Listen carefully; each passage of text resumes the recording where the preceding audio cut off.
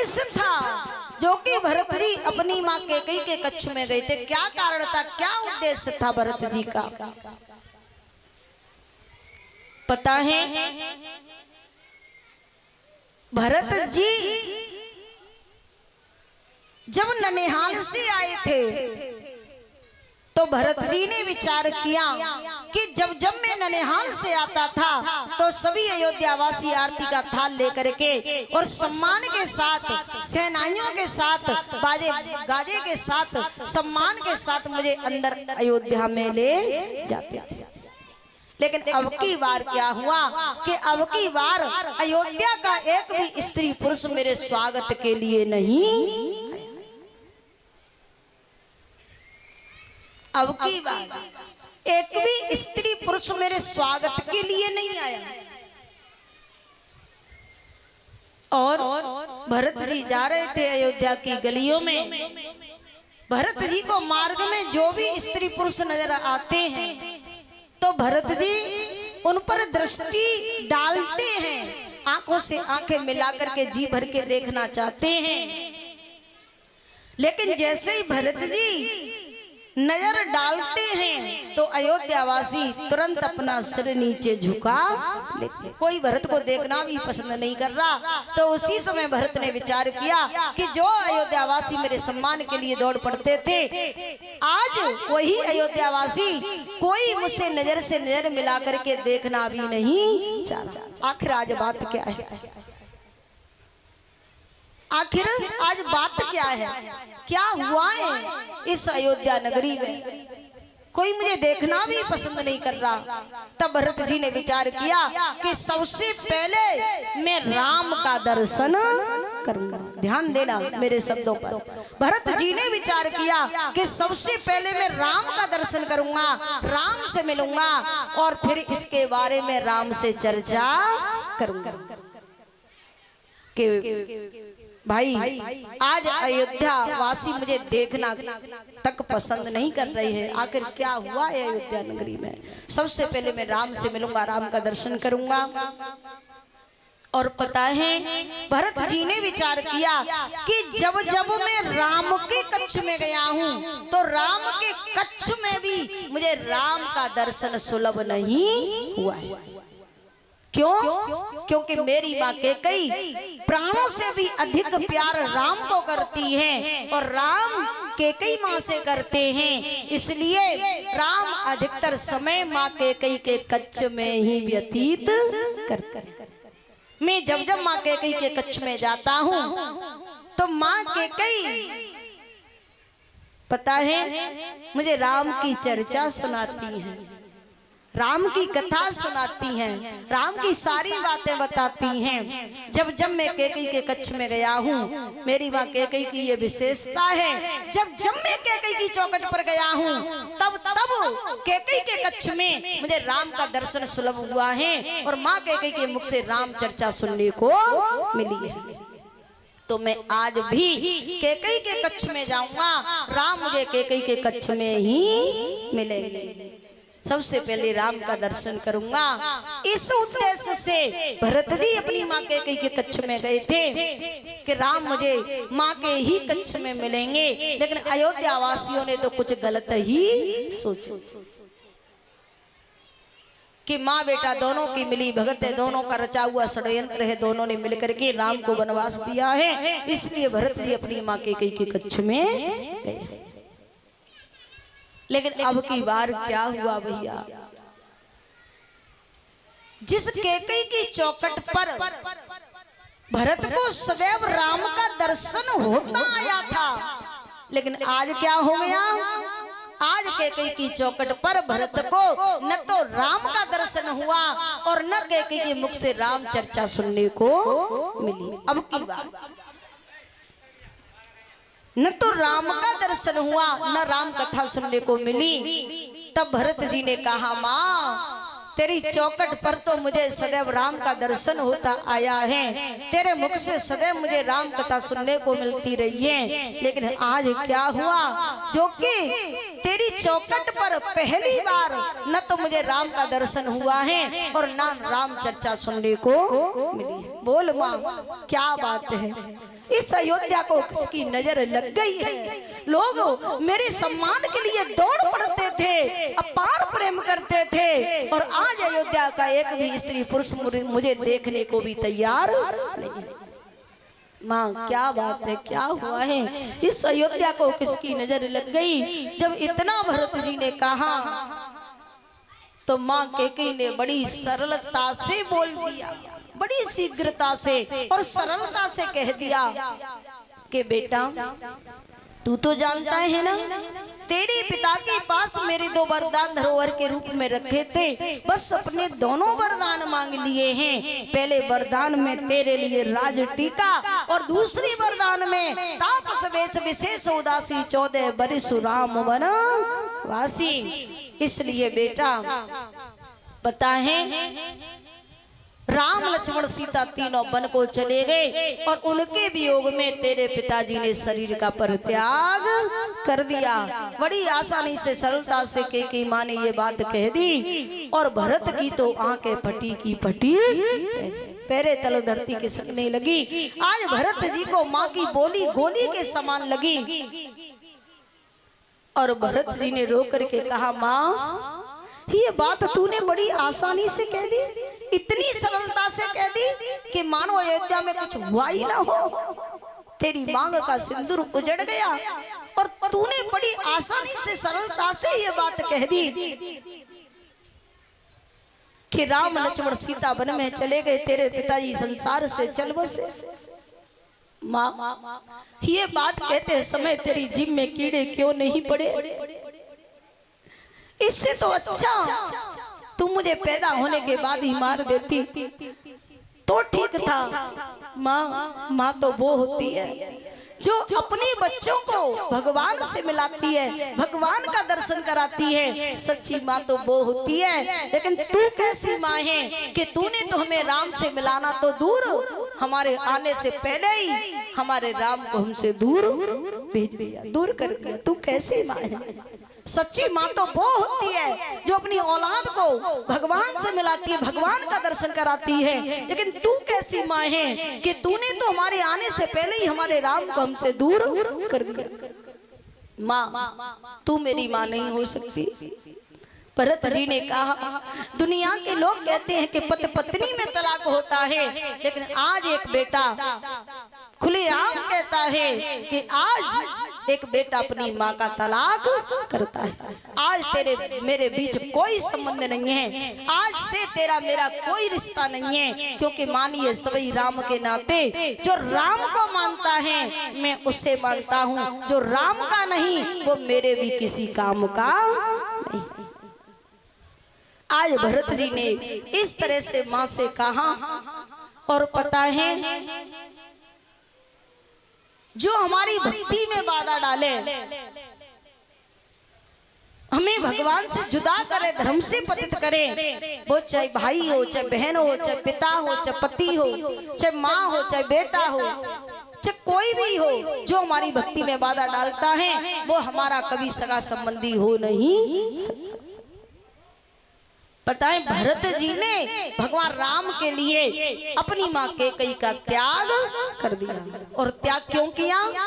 क्योंकि मेरी माँ की ममता पहले राम में थी, लेकिन अब लोभ में आकर के, गद्दी के स्वार्थ में आकर के माँ की ममता मेरे प्रति हो गई है। और जब तक मैं माँ का त्याग नहीं करूंगा, कटु शब्दों का प्रयोग नहीं करूंगा, तब तक माँ की ममता मुझसे हटेगी नहीं और राम में लगेगी नहीं। और मैं चाहता हूँ कि माँ की ममता मुझसे हट जावे और राम में लग जावे।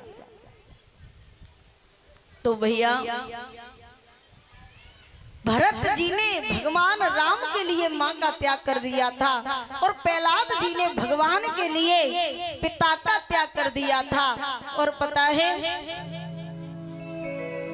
विभीषण ने भगवान राम के लिए भाई रावण का त्याग कर दिया था और राजा बल ने भगवान के लिए गुरु शुक्राचार्य जी का त्याग कर दिया था। तो लिखा है कि चाहे गुरु ही क्यों ना हो, कोई भी हो जो हमारी भक्ति में बाधा डाले, हमें भगवान से जुदा करें, वो हमारा कभी अपना सगा संबंधी हो नहीं सकता। उसके बाद भरत जी ने अयोध्या वासियों से कहा, पहले पिता का दाह संस्कार किया, उसके बाद अयोध्या वासियों से कहा, अयोध्या वासियों मैं राम से मिलने जा रहा हूँ, राम का दर्शन करने जा रहा हूँ, राम को लेने जा रहा हूँ, और जो जो राम का दर्शन करना चाहता है वो सब आवे और मेरे साथ राम का दर्शन करने को। ध्यान दीजिएगा, इतना जब भरत जी ने कहा कि जो जो राम का दर्शन करना चाहता है वो सब मेरे पास आवे, मैं सबको राम का दर्शन कराऊंगा, राम से मिलाऊंगा, इतना कहा। तो सुनिएगा, जो लोग भरत की निंदा कर रहे थे, भरत का अपमान कर रहे थे, भरत के बारे में गलत सोच रहे थे, वही लोग जैसे ही भरत की ये बात सुनी, वही लोग दौड़ करके भरत के पास आए और भरत को अपनी बाहों में भर लिया और भरत के कंधे पर सिर रखा और फपक फपक करके रोने लगे। कहा, भरत हमें माफ कर दो, हमें माफ कर दो, हमने तो आपके बारे में गलत सोचा था कि शायद माँ बेटा दोनों ने मिलकर के राम को वनवास दिया है, हमने आपके बारे में गलत सोचा था, लेकिन आज हम सत्य कह रहे हैं भरत, आप हमें राम से भी ज्यादा प्यारे हो, आप हमें राम से भी ज्यादा प्यारे हो। क्यों? क्योंकि हम राम से विशेष प्रेम करते हैं और आप हमें हमारे राम का दर्शन कराने ले जा रहे हो, राम से मिलाने ले जा रहे हो, और जो राम से मिलावे, राम का दर्शन करावे, उससे ज्यादा प्यारा हमारे लिए संसार में हो भी कौन सकता। इस तरह से भरत जी के साथ सब अयोध्या वासी चले हैं राम का दर्शन करने को। और पता है भरत जी की मन की स्थिति क्या है उस समय? भरत जी की दृष्टि राममय हो गई। जंगल में जो भी लकड़हारा, जो भी जंगल में वनवासी दिखाई देता है, भरत जी को ऐसा लगता है शायद यही मेरे भाई राम है। दृष्टि राममय हो गई, रोम रोम से राम नाम का चिंतन कर रहे हैं, आंखों से आंसू बह रहे हैं। भरत जी जा रहे हैं तो भरत जी ने क्या देखा? एक लकड़हारा अपने सिर पर लकड़ी का गट्टर रख करके जा रहा था। सुनिएगा, एक लकड़हारा जंगल में सिर पर लकड़ी का गट्टर रख करके जा रहा था। भरत जी ने देखा, भरत जी को तो ऐसा लगा शायद यही मेरे भाई राम। भरत जी उस लकड़हारे को देख करके दौड़ पड़े, रो पड़े और उस लकड़हारे के चरणों में गिर पड़े और रो करके कहने लगे, भैया भैया भैया, तुमने ये क्या हाल बना रखा है बड़े भैया, मैं तुम्हारी ये हालत देख नहीं सकता बड़े भैया। इतना भरत जी ने कहा और भरत जी लकड़हारे के चरणों में गिर पड़े। लकड़हारे ने भरत जी को देखा, पता है उसी क्षण सिर से लकड़ी का गट्टर फेंक दिया और लकड़हारे ने विचार किया, मुझे पूछने की आवश्यकता नहीं है, मुझे परिचय लेने की आवश्यकता नहीं है, इनकी मनोवृत्ति बता रही है यही राम के भाई भरत है। मन की स्थिति बता रही है, दिल का भाव बता रहा है कि यही राम के भाई हैं जो सब लोग भरत की प्रशंसा करते हैं। उस लकड़हारे ने एक पल में सिर से लकड़ी का गट्टर फेंक दिया और भरत को उठाया और अपने हृदय से लगाया, गले से लगाया और लकड़हारा भी रो पड़ा। कहा, आप मेरे चरणों में, मुझे आपके चरणों में होना चाहिए, आप मेरे चरणों में पड़े हो, मैं आपका भाई नहीं हूँ, मैं राम नहीं हूँ, एक बार मेरे चेहरे की तरफ देखो, मैं राम नहीं हूँ, आपका भाई नहीं हूँ, मैं तो वनवासी हूँ, लकड़हारा हूँ, आप मेरे चरणों में पड़े हो ये शोभा नहीं देता। तब भरत जी ने कहा, सुनो, आप वनवासी तो हो, आप वनवासी हो और इस समय मेरे भाई राम भी वनवासी हैं, तो वनवासी वनवासी भाई भाई हो गए ना। तो मेरे लिए तो तुम भी राम से कम नहीं। बनवासी बनवासी भाई भाई हो गए तो मेरे लिए तो तुम भी राम से कम नहीं हो। आपने मेरे भाई को देखा, यदि मेरे भाई को देखा हो तो मुझे बताओ, इस जंगल में आपने मेरे भाई को देखा था क्या? लकड़हारे ने कहा हाँ हाँ, एक दिन मैंने आपके भाई राम को देखा था। लकड़हारा बस इतना बोला, हाँ हाँ एक दिन मैंने आपके भाई राम को देखा था, इतना कहा तो भरत जी रो पड़े और कहने लगे तो फिर कहाँ देखा था, किस हाल में देखा था? ठीक ठाक तो थे, कहाँ देखा था, किस हाल में देखा था? वो क्या कर रहे थे, क्या खा रहे थे, कहाँ बैठे थे, किस हाल में थे? बोलो ना, कहाँ देखा था? उस लकड़हारे ने कहा सुनो, मैंने राम को देखा था, राम तो ठीक ठाक थे, राम के दिल का हाल तो ठीक था, लेकिन जब से मैंने राम को देखा है मेरे दिल का हाल बिगड़ गया, तब से मैं ठीक नहीं। मैं एक शीशम के वृक्ष के नीचे लकड़ी बीन रहा था, उसी वृक्ष के नीचे राम लक्ष्मण सीता तीनों बैठे थे। तो इतने में ही एक हिरणों की टोली राम की तरफ शीशम के वृक्ष की तरफ आने लगी। तो राम ने अपने धनुष पर बाण चढ़ा लिया था कि ये हिरणों की टोली इस शीशम के वृक्ष की तरफ ही आ रही है। जब राम ने अपने धनुष पर बाण चढ़ाया था और कहा भाग जाओ वरना मारे जाओगे, भाग जाओ यहाँ से मारे जाओगे। तो उसी समय उन हिरणों में से एक हिरण ने कहा कि भगवान, जब संसार के लोग अपने धनुष पर बाण चढ़ाते हैं तो हम आपकी शरण में आते हैं, और अब आपने ही बाण चढ़ा लिया तो फिर अब हम किसकी शरण में अब हम किसकी शरण में जावे? अब आप हमें मारो या बचाओ, जीवन आपके हाथ है। अब आपको छोड़ करके हम जा कहाँ सकते हैं, आपसे छिप कहाँ सकते हैं? हमारे जीवन की बागडोर तो आपके हाथ है। तो उसी समय राम का हृदय पिघल गया, राम ने धनुष रख दिया। उस लकड़हारे ने कहा यह सब दृश्य मैंने देखा, राम तो दया के सागर हैं, और ये सब दृश्य मैंने देखा। मैंने उनसे निवेदन भी किया था भगवान मुझे भी अपने साथ ले चलो, लेकिन वो मुझे अपने साथ लेकर के नहीं गए। तब से मेरा शरीर जंगल में है, लेकिन राम के साथ मेरा मन चला गया। मेरे दिल का हाल ठीक नहीं है भाई भरत, मैं राम के बिना ठीक नहीं हो सकता। तब भरत ने कहा चिंता मत करो, पता है राम ही तो नहीं अपने साथ ले गए, लेकिन मैं तो संत हूँ और संत का परम धर्म है जीवों को भगवान से मिलाना, भगवान का दर्शन कराना। तो तुम मेरे साथ चलो, मैं तुम्हें राम का दर्शन कराऊंगा। आज इस प्रकार से भैया भरत जी सभी अयोध्या वासियों के साथ में जब चित्रकूट के नजदीक पहुंचे तो पहले तो लक्ष्मण जी ने भरत के प्रति गलत विचार किया। ऐसा लगता है शायद भरत सेना को साथ लेकर के हमसे युद्ध करने आ रहा है, लेकिन जैसे ही भरत नजदीक पहुंचे और भरत के दिल का हाल देखा, भरत रो पड़े।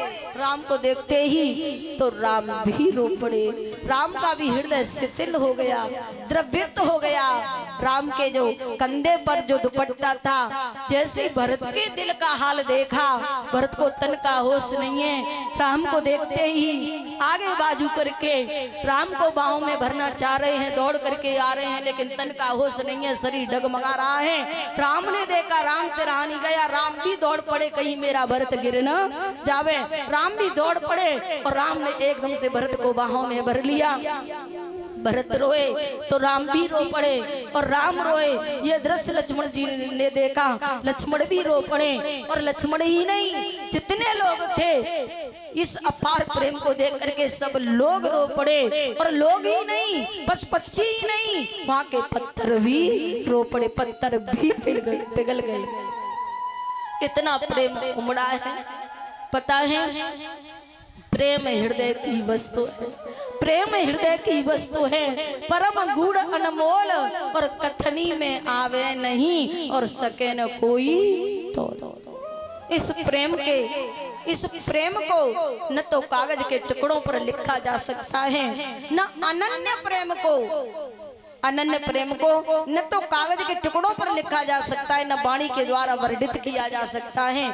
जब अंदर से अनन्य प्रेम जागृत होता है तो पता है वाणी भी गम्य हो जाती है, फिर वाणी भी काम नहीं करती है। जब अनन्य प्रेम जागृत होता है तो फिर आंखें काम करती हैं, मात्र आंखों से आंसू बहते हैं, वाणी भी गम्य हो जाती है, कंठ रुक जाता है, मात्र आंसू ही आंसू बहते हैं। भरत रो रहे हैं, कुछ बोल नहीं पा रहे हैं, बहुत कुछ बोलना चाह रहे हैं, लेकिन फिर भी वाणी गम्य हो गई, रो रहे हैं। तो राम भी रो पड़े, राम रो रहे हैं तो लखन भी रो पड़े, सब अयोध्यावासी रो रहे हैं। ये दृश्य बस पक्षियों से भी देखा नहीं गया, सब लोग रो पड़े और यहाँ तक कि पत्थर भी पिघल गए, पत्थर भी रो पड़े। अंत में परिणाम ये हुआ कि श्री राम ने भरत को नाना वहां समझाया और फिर अपनी चरण पादुकाएं दी। कहा भाई भरत तुम्हें पादुकाएं ले जाओ और राजगद्दी पर रख देना, राज शासन करना और हम 14 वर्ष के बाद ही घर आएंगे। नाना वहां समझाया, चरण पादुकाएं दे दी। अब भरत जी ने चरण पादुका सिर पर रखी हैं और वापस जा रहे हैं क्योंकि भाई की आज्ञा है।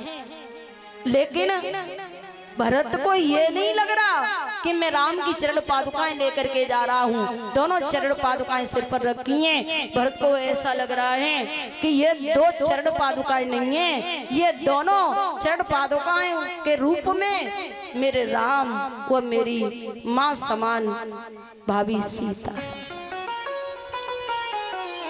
इस प्रकार से भरत जी घर आते हैं, राजगद्दी पर चरण पादुका रखते हैं, राज शासन करते हैं। समय का अभाव है, वरना मैं बताती ये चरण पादुकाएं ताड़का की अस्थियों की बनी हुई थी।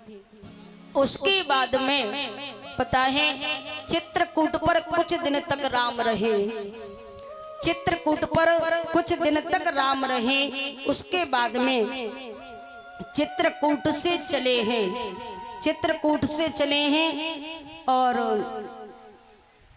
श्री सुखदेव जी महाराज राजा परीक्षित को समझा रहे हैं।